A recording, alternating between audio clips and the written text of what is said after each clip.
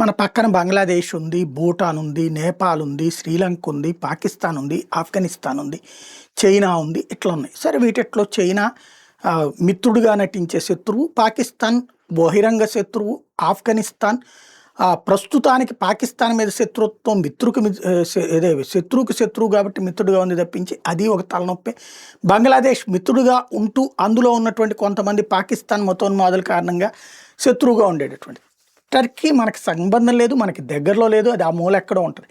కానీ మతపరమైనటువంటి పిచ్చతో పాకిస్తాన్కి మద్దతు ఇస్తూ, కాశ్మీర్కి మద్దతు ఇస్తూ, భారత్కి వ్యతిరేక కార్యకలాపాలు చేసేటటువంటి పాకిస్తాన్లోని తీవ్రవాద సంస్థని భారతదేశం వెళ్ళి బాంబులు పెట్టి లేపేస్తోంది, అజ్ఞాత వ్యక్తులతో లేపేస్తోంది, లేదంటే ఏకంగా ఆపరేషన్ సింధూర్తో మిస్సైళ్లే పెట్టి లేపేసింది. కాబట్టి ఆ ఉగ్రవాద సంస్థలన్నిటి టర్కీలో ఉండడానికి అవకాశం ఇచ్చినటువంటి ఎర్డోగన్ సామ్రాజ్యం అక్కడ నడుస్తున్నటువంటి అరాచకం.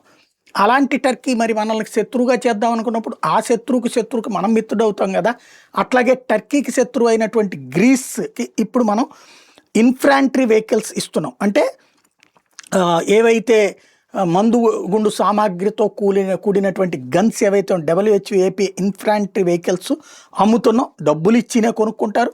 టర్కీ శత్రువుకి మనం ఆయుధాలు అమ్ముతున్నాం.